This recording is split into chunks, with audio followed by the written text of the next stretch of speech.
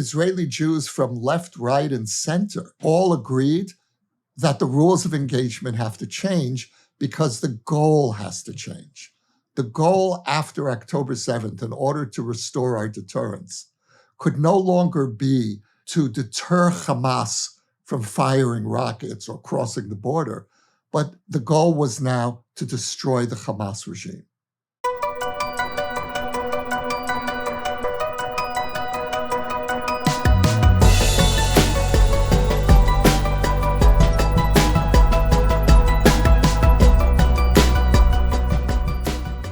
It's 7:00 p.m. on Sunday, December 29th in New York City, on the fifth night of Hanukkah. It's 2:00 a.m. on Monday, December 30th, as Israelis transition to a new day, and hopefully not going through a night in which they will find themselves in bomb shelters again due to the Houthi alarm clock, as too many nights in recent nights have been filled by sirens going off across Israel that send Israelis into their bomb shelters. Israelis have also just marked the 450th day of the war, which began with the October 7th massacre. 450 days of 100 Israelis still held in captivity by Hamas in Gaza. This number also includes 34 Israelis confirmed by Israel to be dead. A few days ago, on Thursday, the New York Times published a long, exhaustive, investigative piece titled, "Israel Loosened Its Rules to Bomb Hamas Fighters, Killing Many More Civilians."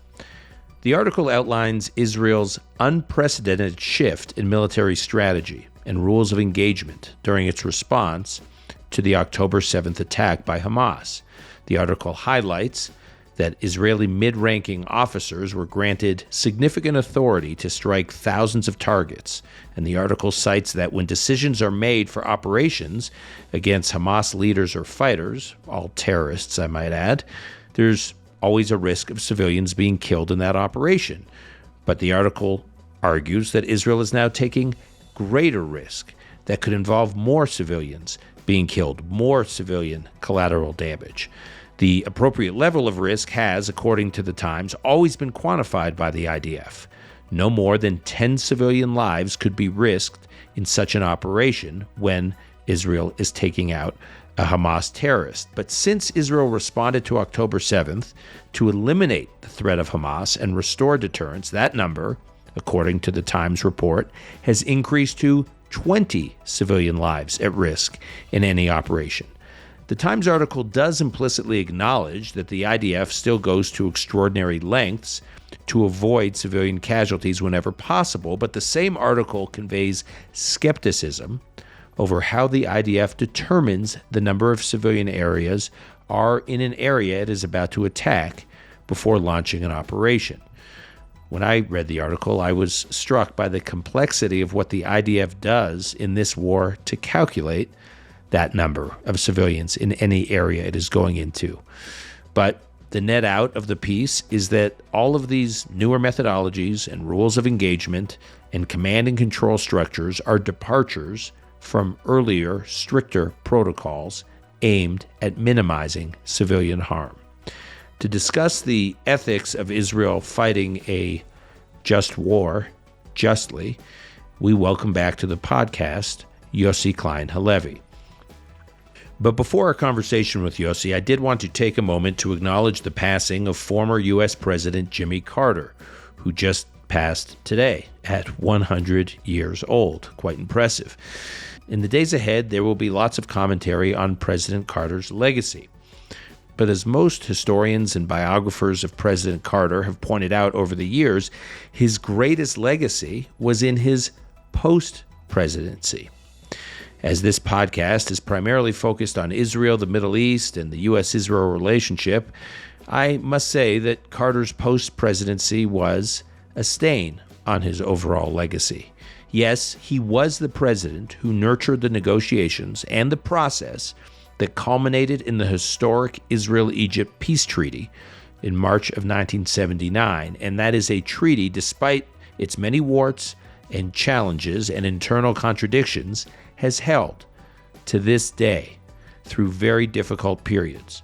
But in the decades of his post-presidency, no American national leader has done more to legitimize Hamas and the inflammatory lie that Israel is an apartheid state than Jimmy Carter did in his post-presidency. He used the platform of being a senior statesman to put a spotlight on a number of curious issues and leaders, but among those that he was most passionate about was Hamas and quote-unquote Israeli apartheid. Even after Hamas had brutally driven Fatah out of Gaza and began to build a terror regime to govern Gaza, and even after and while Hamas was executing suicide bombing campaigns, deliberately slaughtering hundreds of Israeli citizens, President Carter would meet with Hamas leaders and would implore the Israeli and U.S. governments to recognize Hamas as, quote, the legitimate political actor that represents the Palestinian population. One of Carter's two post-presidential books on Israel, he wrote a number of books since he left office, but he wrote two on Israel and the Middle East. One of them was called Palestine, Peace, Not Apartheid.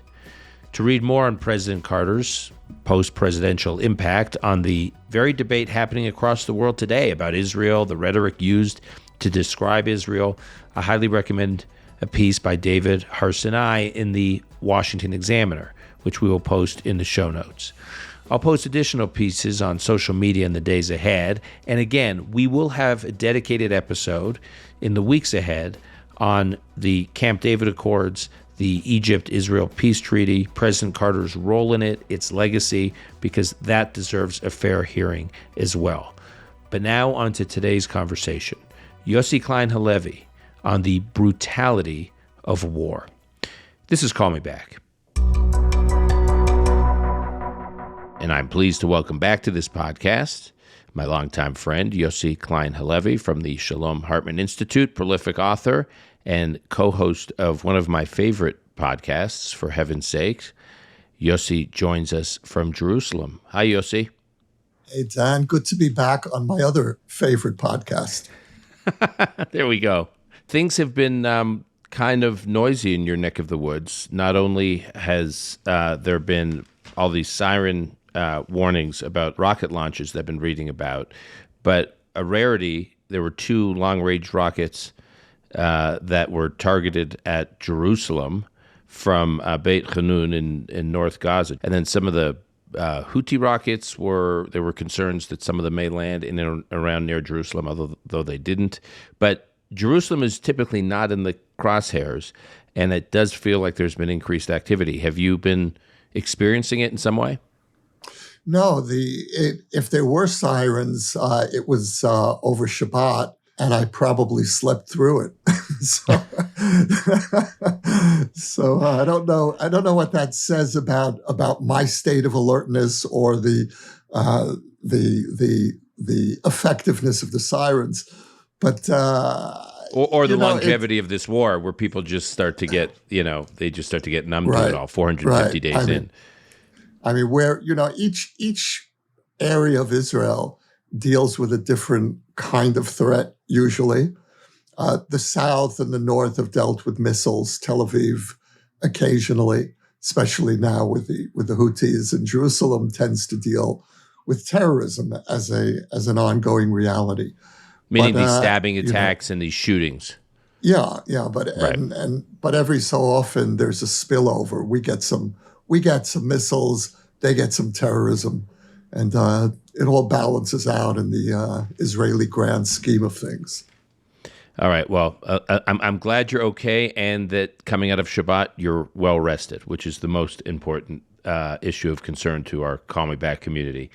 I want to talk to you about, which is why I reached out to you, this big investigative piece in the New York Times titled "Israel Loosened Limits on Strikes, Multiplying Risks to Gaza Civilians." And then the subhead is "Flawed Methods for Assessing Targets." And the gist of the piece, and I talked about it in the introduction, but just to summarize here, it's a massive investigative piece that I think, based on the hype around it, conveyed that this piece revealed the change in Israeli tactics, the loosening of standards, and the increasing aggressiveness of the IDF that has contributed to extremely high number, according to the New York Times and according to the Gaza Health Ministry, the Hamas-run Gaza Health Ministry, an extremely high number of casualties. Specifically, obviously, this article is focused on civilian casualties. And the four areas, again, we'll link to the article in the show notes.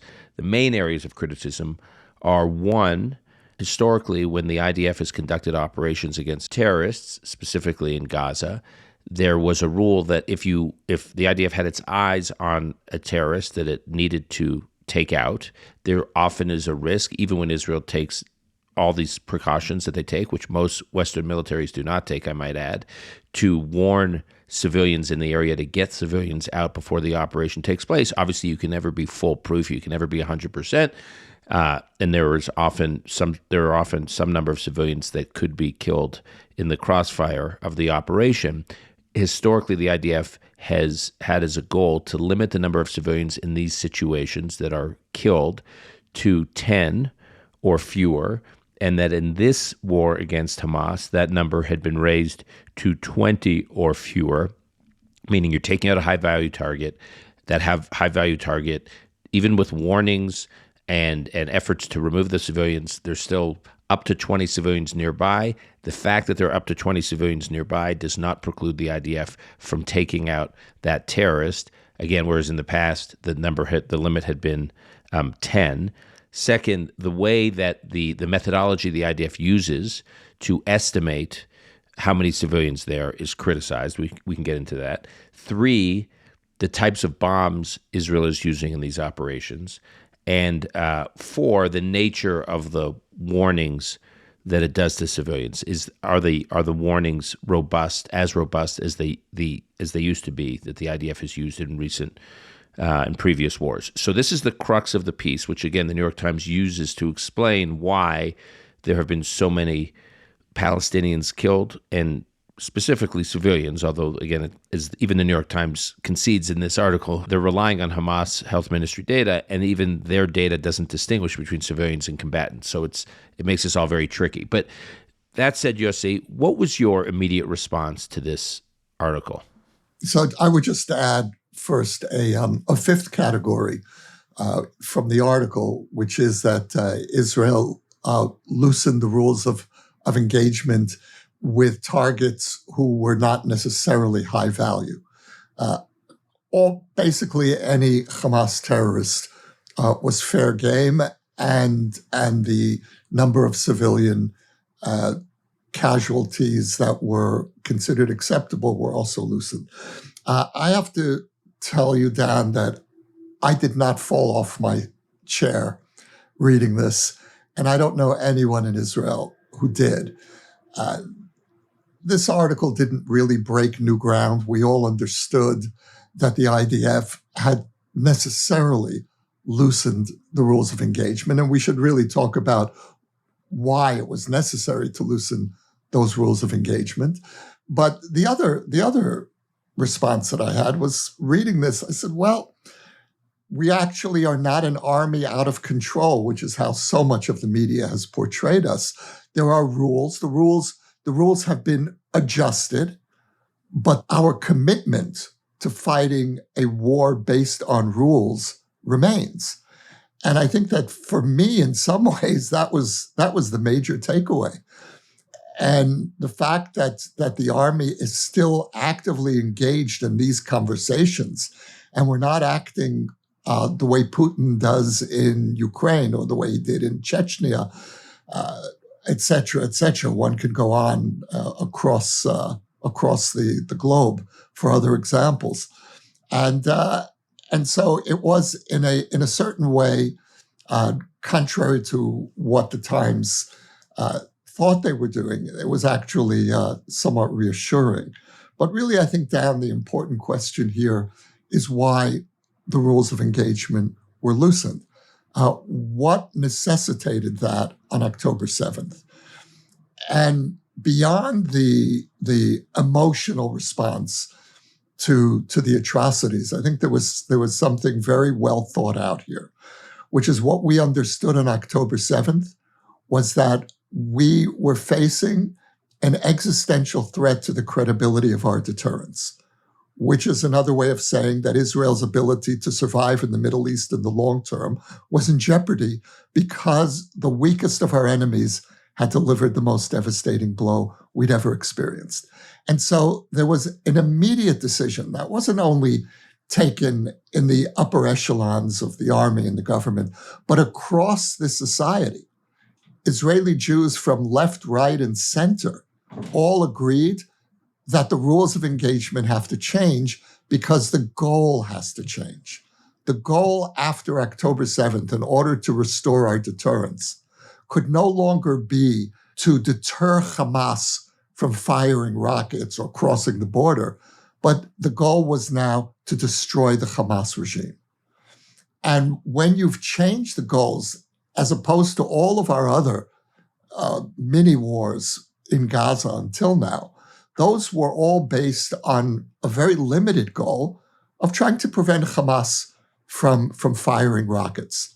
This time, the goal fundamentally changed. So just to explain this, in previous wars, Gaza wars, late 2008, early 2009, 2012, 2014, 2018, May of 2021, summer of 2022. I mean, we can go through every one of these, what I would call more, obviously, summer of 2014 was probably the toughest war. But even in all of these wars, even the summer of 2014, these battles were more akin to military skirmishes, meaning Hamas would launch something against Israel, pose some kind of escalation of violence or threat against Israel. There were military operations meant to stabilize the situation, but not to remove Hamas from power. They were right. Basically the end game of those operations were go in, kind of clean things up, degrade Hamas's capabilities somewhat, but learn to live with Hamas running Gaza. And the demarcation point, if you will, the demarcation line from all of those operations on October 7th is Israel, and not just the government, but as you say, Israelis across the political spectrum said, it's over. We're not going to learn to live with Hamas running Gaza. Exactly. The goal is not to restore the uneasy status quo, but to destroy the Hamas regime, to destroy Hamas's ability to govern. Now, you can't fight a total war with those previous rules of engagement of the IDF. Those rules of engagement make sense if you're fighting a limited conflict. As soon as your stated goal has shifted to the destruction of this genocidal regime on our border that had just proven the seriousness of its genocidal intent and capabilities, then the conclusion was the natural conclusion was the rules of engagement had to change. Now, Dan, when I said that no one fell off their chair in Israel when they heard about this report, it's because we all understood on October 8th what it meant to wage total war in Gaza. And the reason we all understood that is because Gaza is a known entity to us. Most of us who have served in the army in the last 40 years have spent time in Gaza. Our kids have served in Gaza. We know what a total war would look like under those conditions. And so, of course, the rules of engagement had to be changed. And again, what was reassuring for me was that new rules of engagement were put in place and the army held itself accountable to a new set of standards. Now, one can argue whether those standards were too loose. I didn't see anything in that article, maybe with the exception of dropping major tonnage on crowded areas. Nothing else that really made me feel that we went too far. I'm quoting here from someone who has been involved with the government in a professional capacity, meaning a civil servant who has worked on Israeli legal issues for the government through multiple governments led by different parties, and this person wrote. I'm not quoting him by name, but I'll quote what he wrote to me on WhatsApp when I asked him his reaction to the article. He said, Most things, I'm quoting here, most things identified in the article do not actually or necessarily point to violations of the laws of wars. In fact, the article does not really analyze much of its claims through the prism of what the law requires. And then he goes on to say, in a strange way, this article is a repudiation of the genocide case. Even an army that doesn't do as rigorous a job of preventing civilian harm in the way that it did in its previous more limited wars, or as you call them, operations, and he says, which is arguably unavoidable in a war that is of much greater scope and with the objective of eliminating Hamas as a military and governing power. So this is the point you're making, Yossi. He says, an army that is adjusting its rules, which is understandable, is almost, he writes, by definition, not engaged in genocide. Right. I think that's a great way to put it. And, then factor in the actual conditions under which the IDF has been forced to fight this war. Thousands of apartments have been booby-trapped. And the tunnels, and no army has had to fight a terrorist force that is not only embedded within its own civilian population, but is safely underground in hundreds of kilometers of tunnels. So, which, by the way, is also holding, even to this day, just shy of 100 hostages out of a population, Israeli population of over 9 million people. So that would be the equivalent today in the United States, proportionate to our population, of 3,500 Americans were being held hostage, say, by the Taliban or by Al-Qaeda, and the U.S. had to fight a war with this reality. October 7th has often been compared by well-meaning observers, people who support Israel, to 9/11. And this was not 9/11. As you just pointed out, the consequences were so much more severe and so much more intimate. We were fighting on our border. We were fighting in a situation with hostages being held under the worst conditions, and you have to factor the hostage situation in as well, in how the army calculated its decisions on October 8th.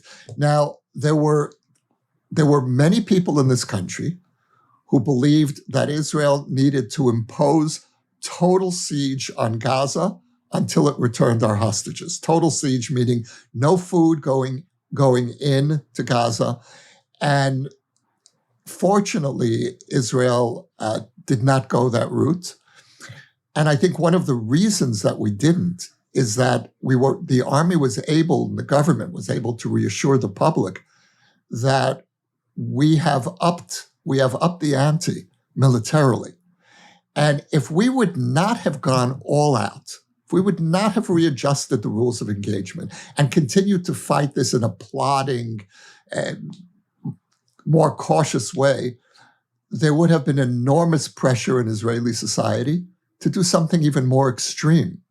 And so that's another calculation. There's no way, of course, to really assess that. But my sense is that by responding the way it did, the army, with the determination that it did, the army was able to deflect demands within the Israeli public for much more extreme and dangerous actions. Yossi, the whole question of international law in these situations, international law was written under the assumption that there are times when war is necessary and that victory is necessary as well. Could Israel have achieved the military aims necessary for this war it's fighting without loosening some of the restrictions it had adhered to in the past? Absolutely not. I mean, as it is, we found ourselves fighting a year-long war, and it's still not over yet. And Hamas had years to build up its strength, thanks, of course, in part to our prime minister, but we won't go there. But the force that we encountered was so formidable, so deeply entrenched, that to destroy Hamas required a a substantial loosening of the rules of engagement that we had previously imposed on ourselves, right? These were limits that we ourselves took on. And in some ways, they were stricter than other armies fighting asymmetrical wars have taken on. So we had to loosen the rules of engagement if we were going to fulfill the goals of this war. I know this follow-up question is obvious to our listeners, but I feel compelled to say it. The premise of establishing any set of rules is that, to some degree, one hopes that they apply to all parties. And this idea that Israel's being held to standards of international law when it is fighting a defensive war against an enemy, Hamas, which is, again, I think there tends to be this characterization of Hamas as sort of this ragtag militia. It is not a ragtag militia. It has been the governing body in Gaza, over several million Palestinians. It has built up over years the equivalent of a light infantry army of a sovereign state that was organized with 24 to 26 battalions and a command and control structure and a hierarchy. And it was a semi-modern military, backed, by the way, by major well-financed and sophisticated sponsors, i.e. the Islamist regime in Iran. And so this is who Israel's up against. However, it's not like this body was operating under any kind of international law. I mean, Israel tries to obviously minimize civilian casualties of its own citizens, and it has been trying to minimize civilian casualties of Palestinians to the extent that it can while it fights this war. And it's fighting an enemy that is trying to maximize civilian casualties of Israelis. And as we now know from intelligence intercepts of Yahya Sinwar, maximizing Palestinian civilian casualties was part of his strategy. Even you cited the Russia-Ukraine war earlier. As diabolical as Vladimir Putin is, no one thinks that he has as a military objective maximizing Russian civilian casualties in his war against Ukraine. Here, Israel fighting an enemy that was trying to maximize civilian casualties of Sinwar's own people, of the Palestinian people. So this idea of international law when Israel's fighting this kind of enemy is, to me at least, preposterous. Look, morally, the nature of the enemy that Israel is fighting on all fronts is qualitatively different than what we see in most conflicts around the world. And you asked me at the beginning of this conversation how I reacted to the Times report, and my visceral reaction was, we've just learned that there is a mass grave in Syria with over 100,000 bodies. And these investigations didn't happen in real time. And Assad was a welcome guest in capitals around the world. If Assad had appeared on university campuses before his ouster, he would not have gotten the treatment that Israeli leaders get on American campuses. So my visceral reaction is, how dare you place us under a microscope and give a pass to those who really are practicing genocide? That's not a critique of the journalists who wrote this piece. I think they're doing their job. This is a major story.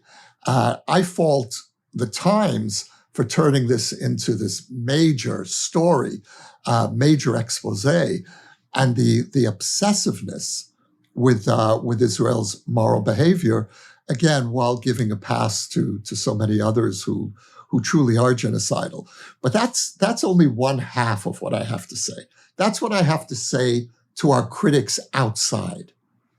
And what I need to say to myself and our friends who, for the purpose of this conversation, are really part of us, those who support us, are kind of honorary Jews. They're part of our camp.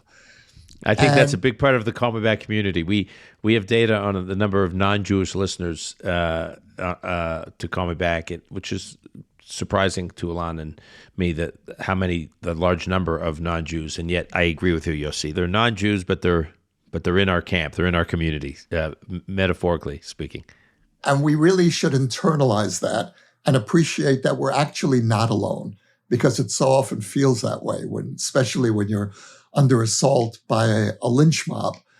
But in our own internal conversations, I think we do need to look at that report and say, well, maybe at the beginning of the war, we went a little too far. Maybe, and if you look at the trajectory of civilian casualties that the article lays out, within 2 months after the war, civilian casualties were down by more than half.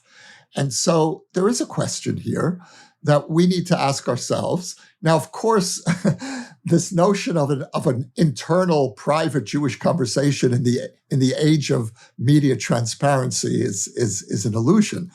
But for our own integrity, I think we need to develop 2 languages on Israel. The first is how we speak to those who try to criminalize the Jewish state. And there the language is unequivocal rebuke and contempt. And at the same time, we need an internal language in which we're able to ask ourselves, well, okay, we're better than Assad, we're better than Putin, but what are the standards that we really want to hold ourselves accountable to, even under these impossible situations? And, we can't have it both ways. We love to flatter ourselves and say we're the most moral army in the world. No, I think that phrase is actually ludicrous, because there's no way to measure that. Are we more moral than the Finnish army? I don't know. The Finnish army has never been in a position that we're in, of fighting an existential war against terrorists who are embedded in a civilian population, et cetera, et cetera. So I think we need to free ourselves from the pat on the back, we're the best, we're the most moral army in the world.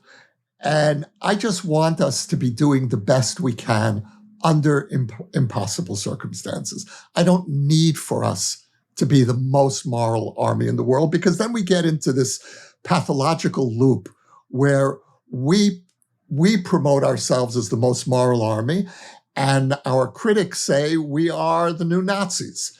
And my sense is that neither category is useful in trying to understand what Israel is up against. Well, but what about this idea that Israel's response, in part, now that we're getting into this, I'll go there. By the way, I don't believe this to be true, but there is this criticism that Israel's response was not just strategic and was not just defensive, but was also a form of retribution. By the way, I have a lot of friends in the Arab world, particularly in the Sunni Gulf, who these are friendly criticisms of me, because I go on television in the U.S. constantly to make the case that Israel is the David here, is not the Goliath, and that Israel is fighting, as you're saying, under these impossible circumstances, and is doing the best it can, and is trying to minimize civilian casualties as it fights this enemy that has genocidal ambitions against it, and it's a 7-front war, and a ring of fire, and it's being squeezed, and et cetera, et cetera. I make all these points, and my friends in the Arab world said to me, why are you being defensive?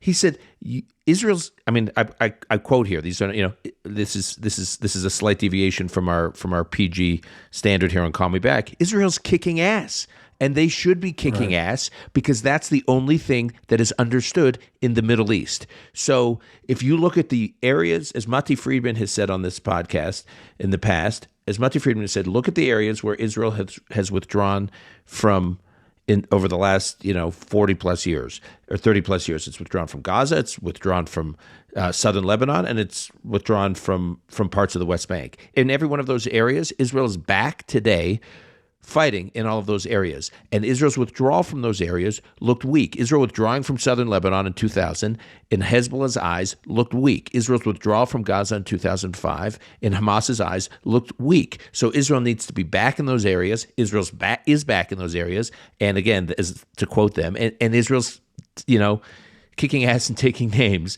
And that's the only thing the region understands. All right. So our dilemma is that we need to be perceived in the Middle East as Goliath and in the West as David.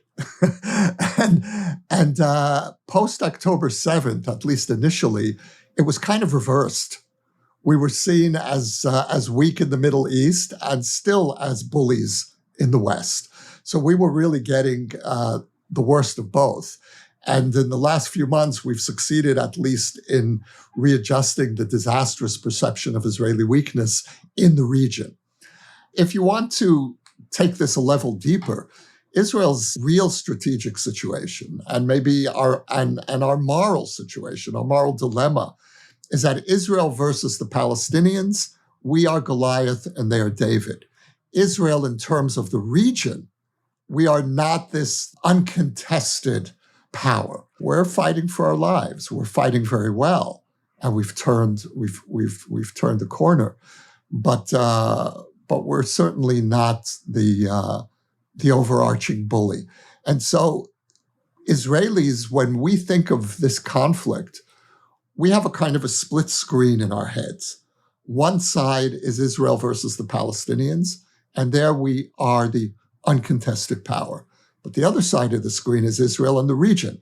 And so all you need to do is widen the lens and to understand how Israelis live with this kind of schizophrenic understanding of Israeli power on the one hand and vulnerability on the other. Yossi, I want to mention one other topic that's in the news, which was not initially intended to be part of this conversation, but I don't think we can have this conversation without bringing this up. This is an extensive report compiled, researched, issued by the Israeli Ministry of Health, in which it conducted extensive interviews and with hostages that had been released last November, both on their experiences in Gaza in captivity and then how they have suffered actually over the last year since they've been released. And this report, which is pretty brutal to read, and it's being submitted to the UN, I think, in a matter of days. And we'll put a link in the show notes to some of the press coverage. I guess I feel compelled to get into a couple of details here because I live in fear constantly of the sense that we're forgetting about the hostages. Time is passing them by. There's sort of a numbness and a ability to kind of drown out the reality of what these remaining hostages must be going through. And so I just want to quote here. This is from the Times of Israel. The title of the article, which is about this Israeli Health Ministry report, the title is Teens Forced to Perform Sexual Acts on Each Other. And it says, report to UN details Hamas torture. I'm not going to read the whole thing, but I just want to read one excerpt. According to the report, the terrorist captors forced two Israeli minors, to perform sexual acts on one another and compelled them to take off their clothes in front of them, touch their private parts, and whipped their genitalia. The same two former hostages also reported, quote, that they were held bound and were beaten throughout their captivity. Signs of binding, scars, and marks consistent with trauma were found, the report says. Additionally, the two young children had burn marks on their lower limbs. One child stated that the burns were the result of a deliberate branding with a heated object. Both the child and adults who were with him in captivity described the incident as a purposeful branding event, not an accident. I can go on and on. The report says that some hostages were kept for days in darkness with their hands and feet bound and received little food or water. They were beaten all over their bodies, and some had hair pulled out. Again, none of this should be shocking, and yet it was shocking. Well, the consequence of this report on the Israeli public will be to intensify the pressure on the government to do what it did in southern Lebanon, which is end the fighting, make a deal, bring all the hostages home. The only real divisive issue over this war has been the question of, do we prioritize bringing down Hamas or saving the hostages? There was virtually virtual unanimity among Jewish Israelis about the necessity of fighting this war, about the moral legitimacy of this war. There were no demonstrations against the war, which is extraordinary because in previous asymmetrical conflicts involving the IDF and Hamas or Hezbollah, there were demonstrations. So the Israeli public has supported this war all the way through. The one dividing line has been the question of the hostages. And there is a growing outrage against our government for not making a far-reaching deal. Now, initially, and I'm going back to the first months of the war, maybe even almost the first year, I supported the government's position that we need to bring down Hamas before rescuing the hostages. I feel that now, after we have substantially restored the credibility of our military deterrence, which for me was really the goal of this war, we can afford to take that chance. We have done a tremendous amount of damage to Hamas. We don't yet know if we've reached the tipping point where Hamas is no longer capable of governing. But what I want to see our government do is agree to a morning after plan that would bring the Palestinian Authority into Gaza. The Palestinian Authority is a terrible option. It is everything that the Israeli right says it is. It's corrupt. It doesn't have the support of its people. It doesn't accept the existence of Israel. It supports terrorists. All true. But that's the only other option we have. And so, first of all, have in place an alternative government to Hamas that would help ensure that Hamas does not come back into power, supported by the Gulf states, the Saudis, whoever is willing to come into Gaza, and at the same time, retrieving the hostages. That's the deal that a strong majority of the Israeli public supports. All the polls show that in recent weeks. And the fact that this government isn't doing it is really because Netanyahu knows that his coalition will fall apart if he does. And after this report, I suspect that the pressure is going to intensify on Netanyahu to make it. I should say, though, that my understanding based on the reports, one holdup, major holdup, and I'm hearing this from Israelis, but also the Americans involved, is that Hamas is not willing to give Israel at any point before a deal is inked an actual readout of who they have, what hostages they have, which Right. the ones that they know are alive, the ones that are dead, and so the government's position is how do we agree to a ceasefire? And they're saying we can't. Hamas is saying we can't give you those names because we can't do a full accounting until there's a ceasefire. And so Israel's giving up its most important leverage, which is ceasefire. Obviously, we don't agree to a ceasefire until we get the names. But what we can say, and what we have not said until now, is that we are ready for a comprehensive agreement that will wind the war down, bring in the PA, and create the same kind of uneasy status quo that we have in Lebanon. Yeah, I wonder whether or not Hamas will agree to that, because this is like tragically a zero-sum situation, because that means that Hamas has to agree to its own demise. So, Dan, you and I won't negotiate with each other on this, but let's agree that it might be a good idea if the Israeli government said this publicly. Fair enough. Yossi, one last thing before we wrap.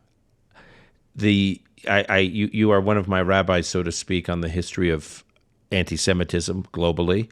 We have seen in the last few months, what was already horrendous waves of anti-Semitism throughout the world. You couldn't imagine it getting worse. And then in recent weeks, we've seen, synagogues being burnt down from Melbourne to Montreal to, Toronto. Canada has become a real cesspool, tragically, of anti-Semitism out of control. You know what's happening in the UK. We know what's happening in various parts of the United States, including where I live in New York. It's just when you say you can't believe it, it gets worse. And just when you say it can't get any worse, it gets worse.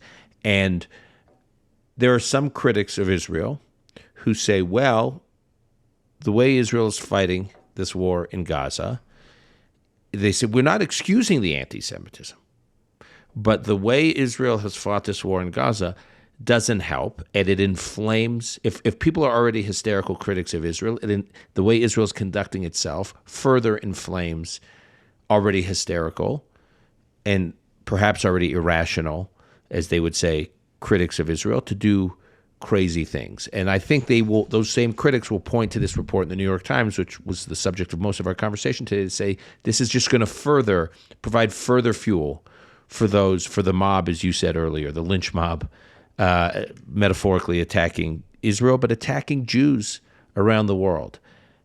You are, as I said, an expert on anti-Semitism and the different ways it rears its head and has throughout history. How do you respond to that? That the nature of Israel's response is part of the problem for Jews, and that Jews around the world should in part be blaming the actions of Israel's response to October 7th for what Jews are experiencing with this anti-Semitism. Hatred of Jews predates the Christian era. It goes back into deep pagan antiquity, where we're speaking during Hanukkah, and antipathy to Judaism, to the Jewish people, was present already in the Hellenist world. And so this notion that what Jews do creates anti-Semitism is something that after 3,000 years of this, I think we can safely say that anti-Semitism is a problem of anti-Semites. And I was speaking the other day by Zoom to University of Amsterdam, spoke to a group of students there. And they were saying about how the Jew hunt, which you didn't mention in your roundup of outrages. There was so many to choose from, and I shame on me for missing the Jew hunt in Amsterdam on the streets of Europe on the eve of Kristallnacht. It doesn't get any clearer than that. And so students were saying to me, well, you have to understand the Israelis came and they were provoking. They were provoking the Muslims. They were chanting anti-Palestinian slogans, and they even took down a Palestinian flag. And I said to them, how many thousands of Israeli flags have been desecrated around the world in the last year? How many anti-Semitic chants have Jews in the diaspora been subjected to? And I didn't see any Jews in any community in the diaspora having a Muslim hunt and saying we can't take this anymore. So never mind that this was premeditated and there were plans for this Jew hunt even before the Israelis landed in Amsterdam. But I think that that's a very useful example of how this notion of blaming the Jews for Jew hatred is simply outrageous. After 9/11, President Bush, made a point of visiting a mosque, of reaching out to Muslims. Now, there was a good case to blame certainly part of the Muslim world for 9/11, and not only liberals, conservatives too. People were careful not to place blanket blame on the Muslims. When it comes to the Jews, suddenly, what did the Jews do to bring this on themselves? Now, I mentioned Kristallnacht a moment ago. We brought Kristallnacht on ourselves. There was a young Jew shot a Nazi official in Paris, and that then became the pretext for launching Kristallnacht. So, did we bring Kristallnacht on ourselves? We're so used to being accused of acting disproportionately in our own defense that we don't stop and ask the question, well, Is there something perhaps disproportionate in the response to Israel's self-defense? Let's assume that the Times report, and let's bring this full circle back to the Times. The Times report is completely accurate, and is that really the worst atrocity that's happening in the world today? Is this the measure of a war crime? And look how easily, really don't get me started, Dan, look how easily the criticism segues from Israel is committing war crimes to Israel's war is a war crime to Israel's existence is a crime.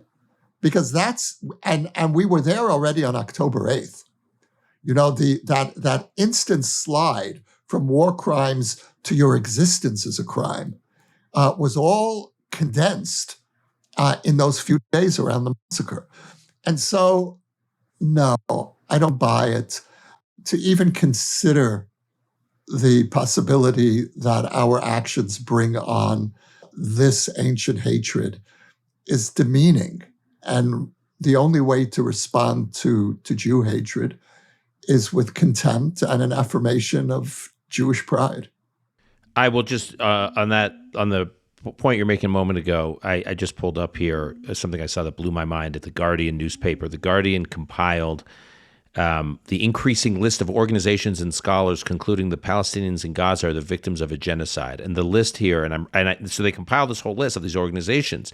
October 15th, 2023, public statement, over 800 scholars warn of potential genocide in Gaza. November 2nd. It's before we even invaded Gaza. Unbelievable. Exactly. But you go through this list, Yossi. Unbelievable. Yeah.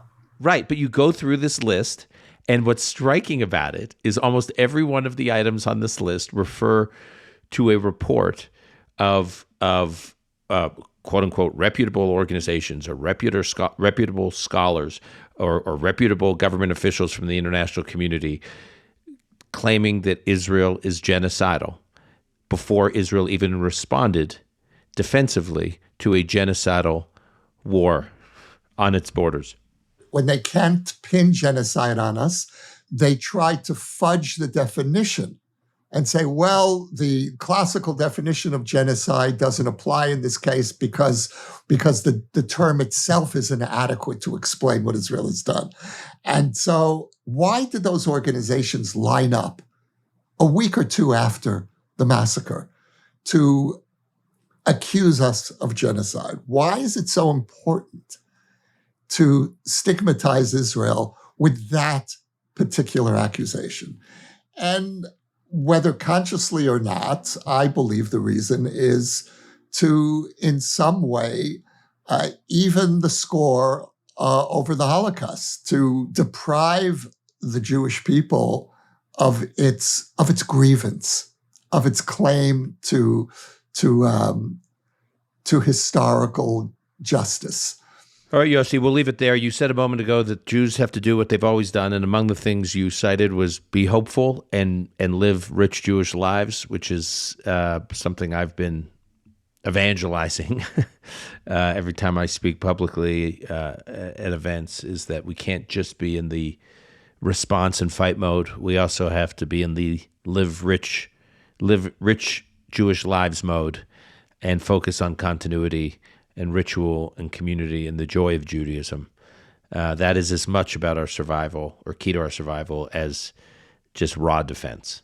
And I think that point that you just alluded to is extremely important, and extremely important point to end this otherwise quite depressing conversation. Well, it's great to have a depressing conversation with you, Dan. So thank you for having me. That's a very Jewish statement, by the way. It was great catching up on such a depressing topic, Why should I be miserable on my own, Exactly, when I can commiserate, share my misery with you. Maybe you can give me a different angle on my misery than I otherwise would have on my own. That's what community's about. All right. Yeah. Yossi, we'll leave it there. Stay safe. Look forward to talking soon. Thanks. Take care.